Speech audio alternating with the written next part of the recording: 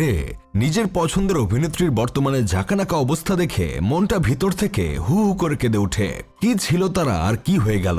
খোলাখুলির প্রতিযোগিতা শুরু করে দিচ্ছে। প্রিয় অভিনেত্রী তাসনিয়া ফারিনের কথায় একবার চিন্তা করেন। তাসনিয়া ফারিনকে কখন আমার দূরের কেউ মনে হতো না, মনে হতো পাশের বাড়ির মেয়ে সাদিয়া।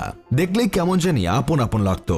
কি মিষ্টি হাসি আর অমায়িক অভিনয়, শুধু কান্না দৃশ্য বাদে, কারণ ও কাঁদলে খুবই বেখাপ্পা লাগে। মনে হয় অনন্ত জলিলে লাইট ভার্সন কান্না করছে। ফারিনের ছবি যখন আম্মাকে দেখিয়েছিলাম তখন আম্মা বলছিল এইরকম একটা মেয়ে যদি আমার বেটার বউ হতো, কিন্তু হুট করে একদিন শুনি মেয়েটা বিয়ে করে ফেলছে। এটা শুনে এতটা কষ্ট পেয়েছিলাম যে আমি রাত 11টা থেকে পরদিন সকাল 10টা পর্যন্ত কিছুই খাইনি। শুধু খাওয়াই না, হাগা মুতা কিছুই করিনি। জানি তো আপনারা এখন বলবেন আমি ঘুমেছিলাম। দেখেন মিয়া, সবসময় এইভাবে সত্যি কথা বলতে নাই। ভেবেছিলাম ফারিনকে না পেলেও ফারিন যেভাবে সিম্পল ভাবে বিয়ে করেছে সেভাবে আমিও বিয়ে করব। পরে অবশ্য খোঁজ নিয়ে দেখি ফারিন বিয়েতে যে শাড়িটা পরেছিল সেটা 84 কাউন্টের একটা জামদানি শাড়ি, যেটার আনুমানিক দাম 1.5 লাখ টাকার উপরে। শাড়ির সাথে যে ওড়নাটা পরেছিল সেটার দামও 60 থেকে 70,000 টাকা হবে।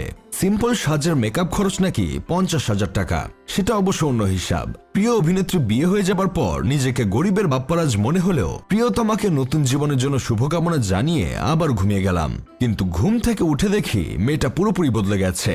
সবসময় সালোয়ার কামিজ পরা মেয়েটা এখন কি সব উল্টাপাল্টা ড্রেস পরে। শুধু তাই না, আবার নাচানাচিও করে।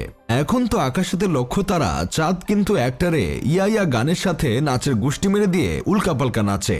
2 দিন পর হয়তো দেখবো ডার্টি পিকচার সিনেমার নায়িকা বিদ্যা বালানের মতো নাচবে উলালা উলালা আমারে মাইরালা। এইসব দেখে আমার বন্ধু কেরামত বলতেছে ফারিন মেয়েটা বিয়ের আগে লজ্জাবতী ছিল, কিন্তু বিয়ের পর লজ্জাশরম কমে গেছে। এটা কি স্বামীর দুর্বলতা নাকি তার স্বাধীনতা বুঝতে পারছি না। হাই রে প্রিয় অভিনেত্রী, এইসব কি? আরেক প্রিয় অভিনেত্রী ছিল রুনা খান। এই অভিনেত্রীর নাম যে রুনা খান, ছোটবেলায় আমরা সেটা জানতাম না। আমরা তাকে সিসিমপুরের সুমনা নামেই চিনতাম, যিনি কিনা সিসিমপুরের স্কুলে শিক্ষিকা ছিলেন। হালুম, ইকরি, টুকটুকি, শিকু তারা কিছু না বুঝলে সুমনা বকা না দিয়ে সুন্দর করে বুঝিয়ে দিতেন।